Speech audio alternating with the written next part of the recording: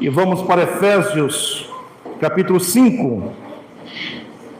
Efésios, capítulo 5. Vamos retomar os nossos estudos nessa carta tão preciosa, tão maravilhosa, carta de Paulo aos Efésios. Estamos na seção prática dessa carta. Paulo nos ensina, mediante o Espírito, a sermos crentes melhores.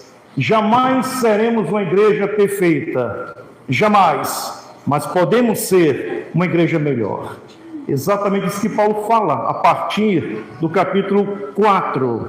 E nós temos lições preciosas nesse texto aqui. Eu tentei escrever um esboço para que fosse didático e não confiasse apenas na minha mente. Geralmente eu prego sem esboço, mas dessa vez eu, durante a semana, escrevi todo o sermão, só que eu esqueci em casa. Então vamos usar a memória. Efésios 5, apenas 1 e 2. Sede, pois, imitadores de Deus, como filhos amados, e andai em amor, como também Cristo nos amou, e se entregou a si mesmo por nós, como oferta e sacrifício a Deus em aroma suave. Nesses dois versículos, nós encontramos o exemplo do Pai e do Filho. Nós encontramos o Pai e o Filho em ação, não apenas ordenando os seus mandamentos, mas exemplificando a maneira correta de se viver nessa terra. Isso é maravilhoso. Deus é o nosso Pai. Deus, Ele quer nos levar à obediência, mas na vida ativa do Senhor Jesus, Ele se tornou o próprio exemplo dessa obediência. Conforme vimos, irmãos, na semana passada, é importante entendermos o fragmento anterior do capítulo 5, do versículo 25 ao 32 do capítulo 4, o apóstolo Paulo nos chama para uma vida de coerência, uma vida de retidão, uma vida de santidade. Notem que no versículo 24, Paulo fala de um novo homem, ou seja, uma nova humanidade. Essa ideia, uma nova humanidade que nasceu a partir da verdade do Evangelho, que mudou o nosso coração, mudou a nossa mente, abalou as nossas estruturas. Somos novos em Cristo Jesus. E diante desse fato, é necessário viver uma vida de coerência. Então, se a verdade entrou em nós, ela deve prevalecer.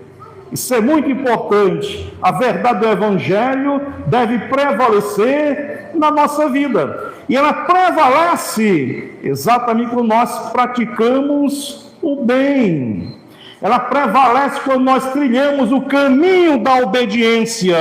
A verdade vem, se aloja no nosso coração e ela nos convida a trilhar a senda, o caminho da obediência. Isso é jornada cristã, é vida cristã. E a partir do versículo 25, do capítulo 4 ainda, Paulo começa a apresentar alguns exemplos de uma vida piedosa, exemplos práticos que manifestam a coerência de vida, vida cristã, vida lavada pelo sangue de Cristo, alcançada pelo Espírito Santo, transformada, e passamos então a apresentar para o mundo uma nova vida. E Paulo começa, olhe para o versículo 25 do capítulo 4, nós encontramos, irmãos, 4 exemplos de uma nova vida. Vimos isso na semana passada, mas como na semana passada, eu acho que tivemos aqui o máximo 10 pessoas, diante da agitação da cidade, do 7 de setembro. Então eu quero novamente rememorar o que falamos no domingo passado, para quem não veio. Então, Paulo, a partir do versículo 25, apresenta 4 exemplos de atitudes como consequência de uma nova vida. E vejam só exemplos práticos do dia a dia. Então, no versículo 25, por isso, deixando a mentira, fale cada um a verdade com o seu próximo, porque somos membros uns dos outros. Falar a verdade. E vimos que essa verdade é uma verdade moral, é nos distanciarmos da falsidade e falarmos a verdade, não negociar a verdade do Evangelho, não trilhar o caminho da falsidade, mas falar a verdade. Só que essa verdade também aqui não é verdade apenas moral, é uma verdade religiosa. Se você prestou bastante atenção, no início de Efésios 4, Paulo faz um extrato de Romanos 1. Romanos 1, ele apresenta uma síntese de Romanos 1. E Romanos 1 descreve a vida sem Deus. Uma vida sem Deus é caracterizada pela falsidade, não a verdade. Então essa verdade aqui que Paulo fala no versículo 25, além de ser uma verdade moral, ser sincero com o próximo e não falso, mas é viver a verdade do Evangelho. Tirar de nós a falsidade, que é a idolatria, o erro, o engodo, o falso ensino, que se pretende mostrar uma vida onde Cristo não é soberano. Isso é falsidade, é mentira. Então, uma vida coerente é quando nós vivemos a verdade do Evangelho, que é o próprio Cristo. Ele é a nossa verdade, é o nosso caminho, é a nossa vida, é a verdade de fato. Então, devemos viver a verdade, falar a verdade para os outros, lá fora, proclamando Cristo, a verdade religiosa. E na igreja, devemos exercer a verdade moral. Sinceridade, tirando a falsidade, dizendo o certo, não enganando as pessoas, mas dizendo a verdade nos nossos lábios. Vimos também, irmãos, que Paulo fala de outra atitude, versículo 26, irai-vos e não pequeis, não se ponha o sol sobre a vossa ira, ou seja, nós não devemos buscar a ira que se baseia na nossa vaidade, no nosso amor próprio. Quando somos atingidos e por causa do nosso orgulho, soberba, ficamos irados. Então, essa ira que era pecaminosa, não ficar irado, porque Cristo ficou irado em relação ao pecado. Então o pecado deve gerar em nós uma revolta interna, uma ira. Paulo ficou irado com a situação de Atenas, envolvida na idolatria, uma ira santa. Então a nossa ira é exatamente uma ira que enxerga o pecado. Então, quando eu olho para mim e percebo os meus defeitos, eu devo ficar irado comigo. Então, não é errado ficar irado, mas a ira pecaminosa é aquela quando fere o seu orgulho pessoal, o seu amor próprio, abala a sua estrutura, o seu orgulho, a sua vaidade. Essa projeção de ira é exatamente pecado, porque falta humildade. Vimos isso também, versículo 28, aquele que furtava, não furte mais, antes trabalhe fazendo com as próprias mãos o que é bom, para que tenha com que acudir ao necessitado. Ou seja, nós não devemos furtar, não devemos tirar, extrair do outro aquilo que não nos pertence. Vejam que é algo absolutamente prático. E por fim, versículo 29, não saia da vossa boca nenhuma palavra torpe. Ou seja, devemos ter uma linguagem sadia. Evitar os palavrões. Você que é adolescente, né? Na escola, que é da igreja, que convive com os colegas, boca podre. Evitar os palavrões. Fugir disso.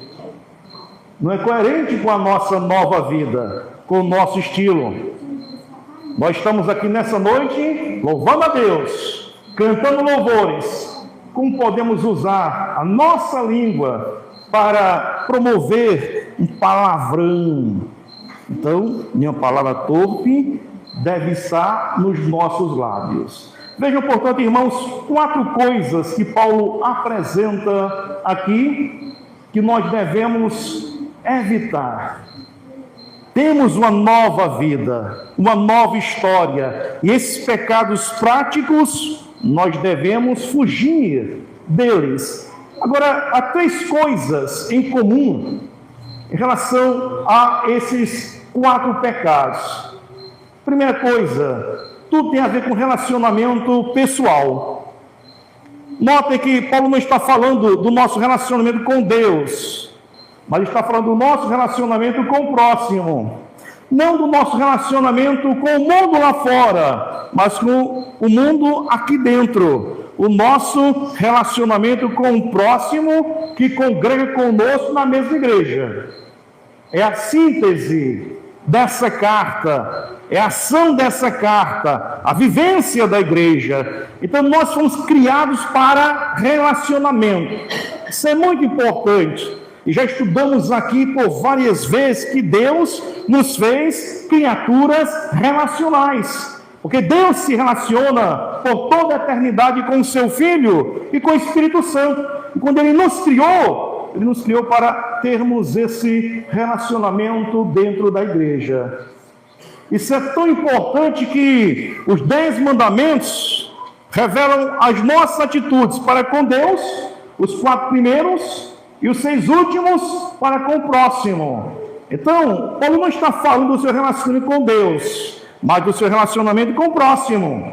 Ou seja, você não pode viver na igreja sem desejar se relacionar com o próximo. Você está na igreja para que haja um relacionamento de amor, de cuidado, de serviço, de engajamento, de companheirismo. Então, esses 4 exemplos têm a ver com relacionamentos. É exatamente o que Cristo quer. E é tão interessante, meus irmãos, que Cristo, quando esteve nessa terra, Ele não fez um trabalho sozinho. Ele escolheu 12 homens, que o acompanharam durante 3 anos. Era a sua igreja. Então, quer se aproximar de Deus, se aproxime do próximo. Não existe aproximação de Deus quando você exclui o próximo. Quando você diz, olha, eu estou na igreja e a minha ênfase é tão somente adoração, é tão somente audição. Eu não quero relacionamento com o próximo. Isso está longe do plano de Deus para a sua vida, para a nossa vida. É necessário que haja relacionamentos. Isso é muito importante, meus irmãos, nesse tempo do individualismo, cada um na sua, sem dar satisfação. A igreja é tão preciosa, a igreja é o abrigo das pessoas que precisam de companhia. Isso é maravilhoso. Mas também, algo em comum aqui, nós percebemos que para cada mandamento negativo, existe um equilíbrio com o positivo. Veja, no versículo 25, por isso, deixando a mentira, fale cada um a verdade. Entendeu? Não é só negativo, existe um positivo, fale a verdade. Irai-vos e não pequeis. Aquele que furtava, não furte mais, antes trabalhe. Versículo 29. Não seja da vossa boca nenhuma palavra torpe, e sim unicamente a que for boa para edificação. Então, a vida cristã, ela não se resume apenas em não fazer. A vida cristã é essencialmente fazer. A vida legalista dos fariseus era não fazer. A vida conforme Cristo é fazer, é se projetar para o próximo, é o lado positivo. Isso é bastante interessante aqui. Então, você não tem uma regra de não fazer isso, não fazer aquilo, não beber aquilo. Nada disso. A vida cristã é essencialmente faça o bem. Nos coloca em ação, em movimento para com o próximo. Importante que você entenda, a vida cristã, ela é caracterizada por atitude, por ação. Você faz. Isso é muito importante. Cristo fez para com o próximo, se envolveu, foi ao encontro. Então, a vida cristã nos leva à ação, ao movimento, ao andar, à aproximação com o próximo.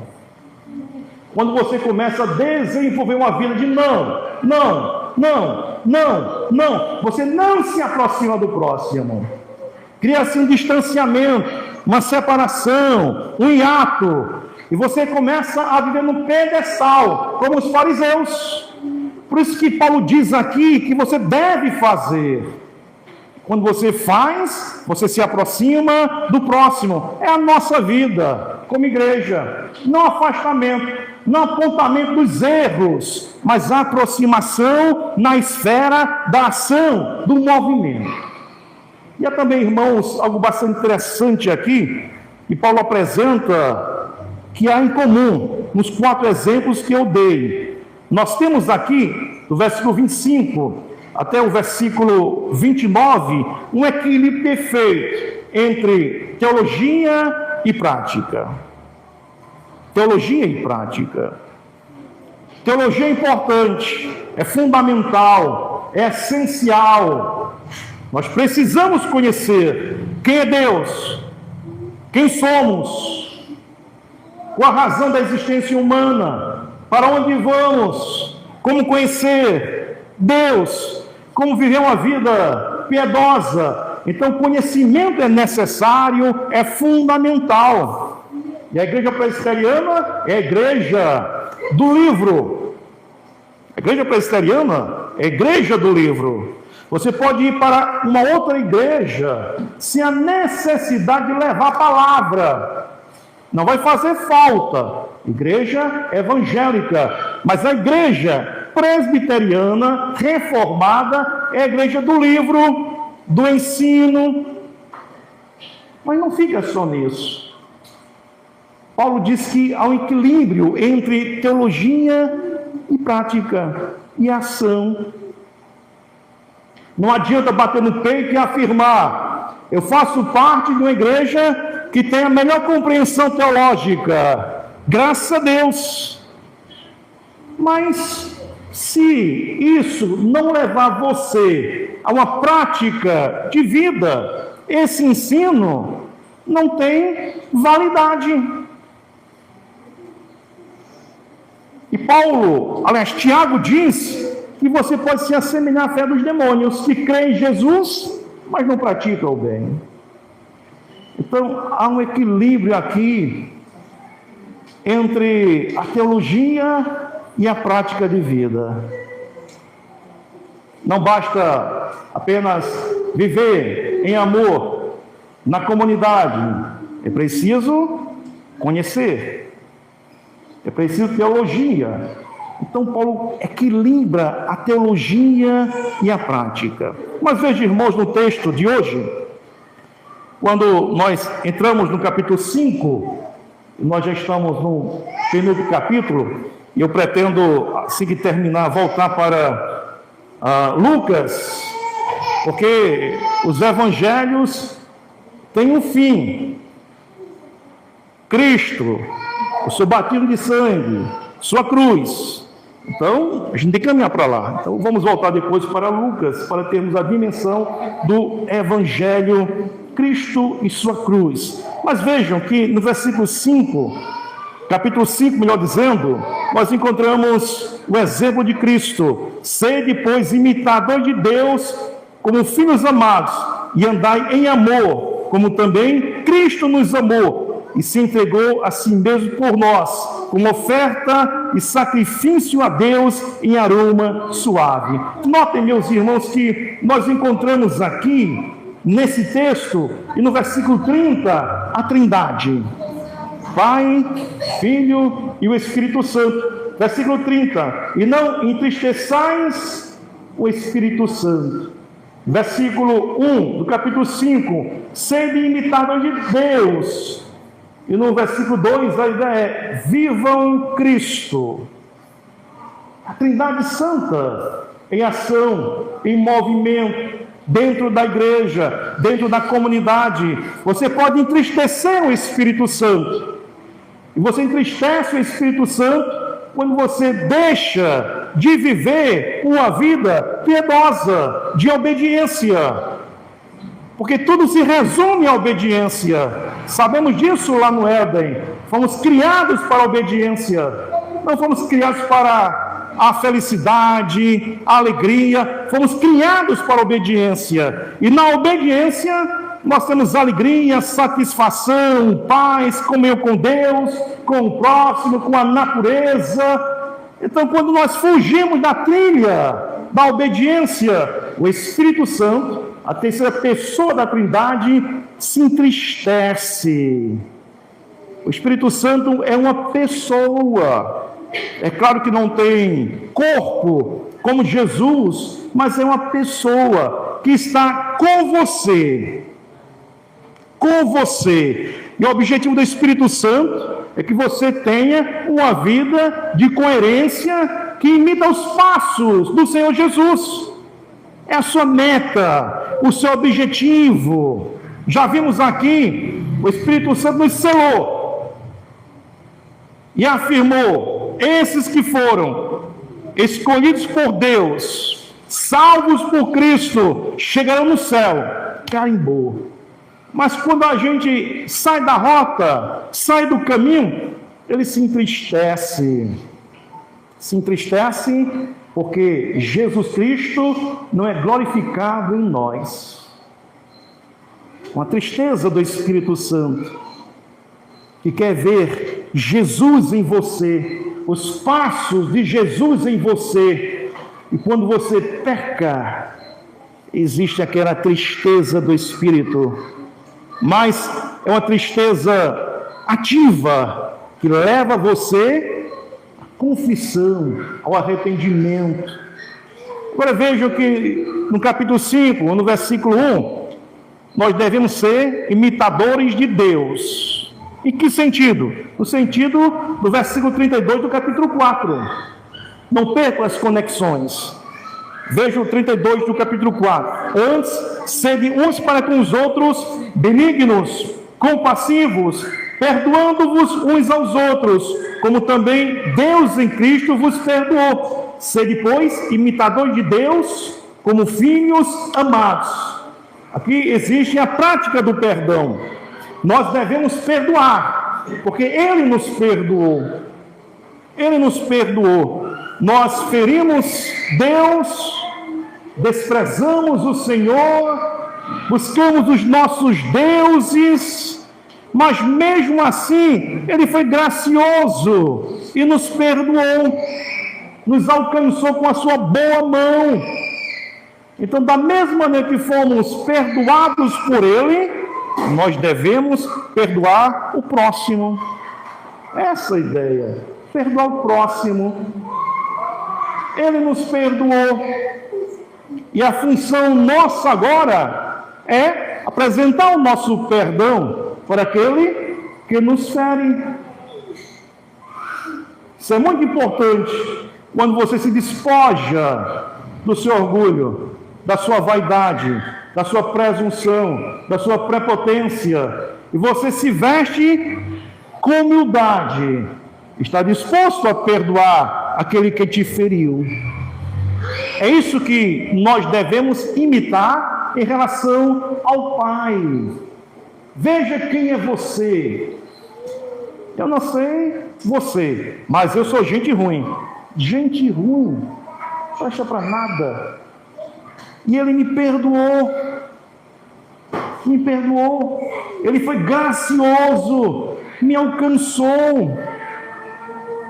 Ora, eu devo imitar o meu Pai e apresentar também perdão para aquele que me fere. Essa ideia da imitação de Deus. Nós falamos muito da imitação do Cristo, mas Paulo fala da imitação de Deus na prática do perdão. Porque quem nos perdoa é Deus o Pai. Isso é muito importante. Quem perdoa você é Deus o Pai, a primeira pessoa da Trindade. Você não vai pedir perdão, Espírito Santo. Você não vai pedir perdão, Jesus.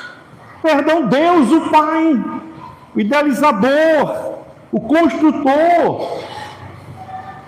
Cristo se apresenta como sendo o único intercessor.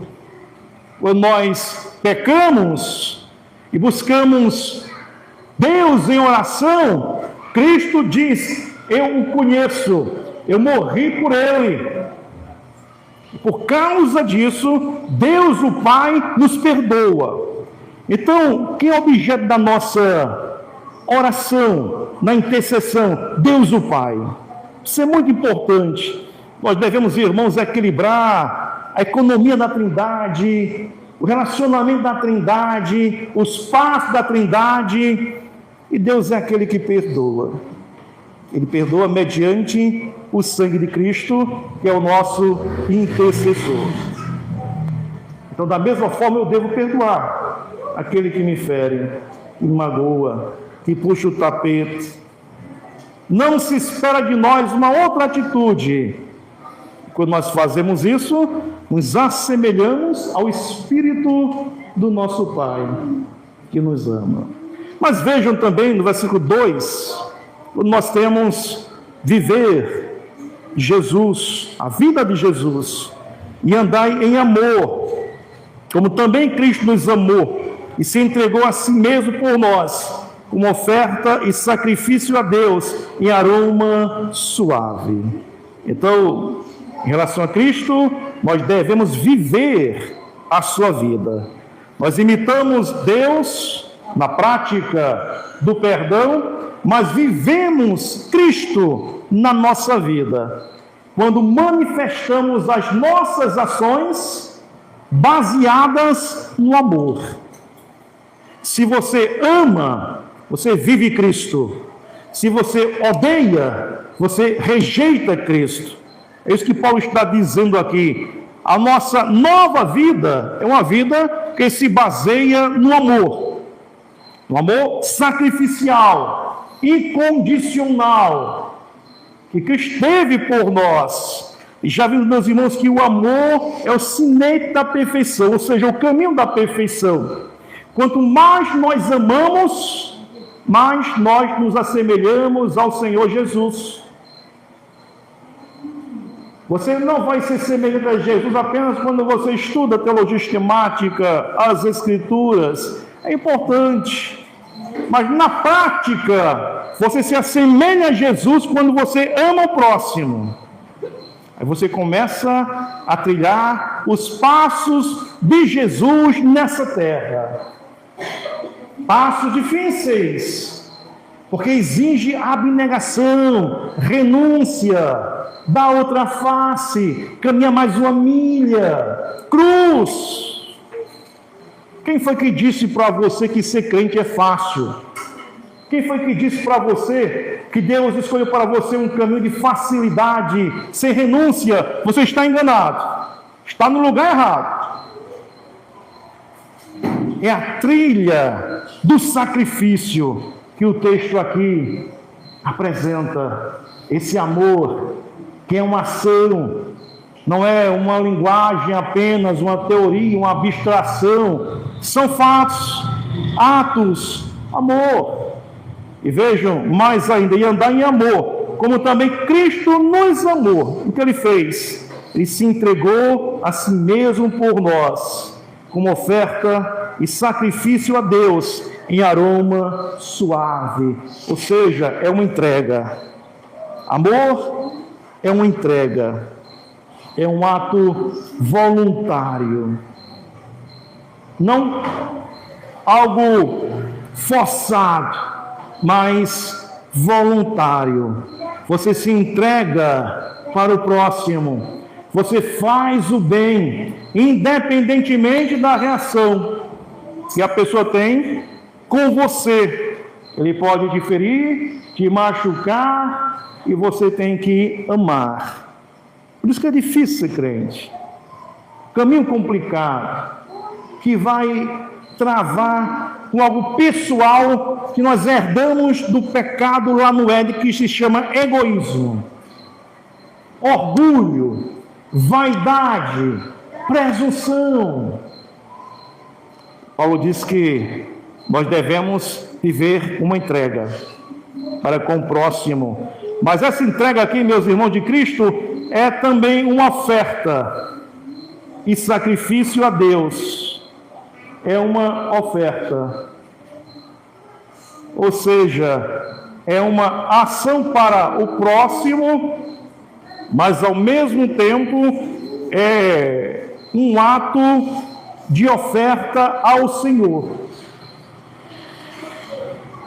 É como se Paulo dissesse: você deve amar o próximo e sofrer, mas essa sua atitude é uma nota de louvor.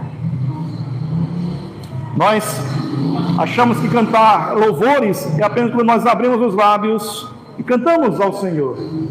Mas a nota de louvor é exatamente essa ação que nós fazemos para com o próximo. Agrada ao Senhor. É um perfume, é um aroma suave. É isso, meus irmãos, que Cristo fez. Ele se entregou. Ele foi o sacrifício, um aroma suave, o bom perfume de Cristo. E quem vai se deliciar desse perfume é Deus, o Pai. Assim é vida cristã, que Paulo apresenta coisas absolutamente práticas, mas que nós devemos viver. E o mais importante aqui, meus irmãos, é que no versículo 1 e 2 do capítulo 5, nós temos exemplo. É complicado quando nós, que somos pais, queremos disciplinar os nossos filhos, apontar o bom caminho, e não somos exemplos. Terrível.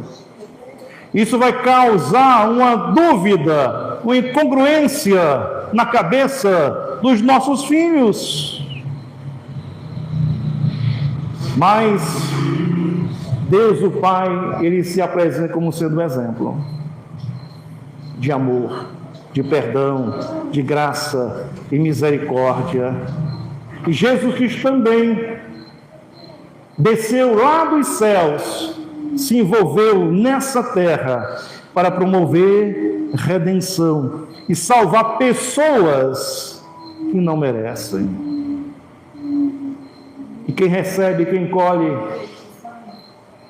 esse ato de amor, Deus o Pai, como oferta e sacrifício em aroma suave. Qual o seu perfume? Não estou perguntando se o seu perfume é da Natura, se o seu perfume é da Flor de Cheiro, se é do Boticário. Qual o seu perfume que Deus, Ele tem prazer? É exatamente o amor para com o próximo, que vai exigir abnegação, renúncia, sacrifício, cruz. É esse amor que Deus, Ele se agrada. É desse amor que Ele percebe que é glorificado nas nossas vidas. Então, meus irmãos, como é importante essa carta do apóstolo Paulo, no quesito prático, nos desafia. Nos desafia. Amar é a maior de todas as revoluções. E quem ensinou isso foi Jesus de Nazaré. A doce revolução, a revolução ágape. E Ele quer que nós sejamos como Ele. Você se relaciona com os seus irmãos na igreja? Ou seus relacionamentos são fora da igreja? Deus criou você e colocou nesse lugar para que você tenha a oportunidade de apresentar o bom perfume de Cristo e agradar o seu Senhor. Então que Deus nos abençoe, que o Espírito Santo nos incomode. Conforme eu disse, irmão, jamais seremos uma igreja perfeita, mas podemos ser uma igreja melhor. Que Deus nos abençoe.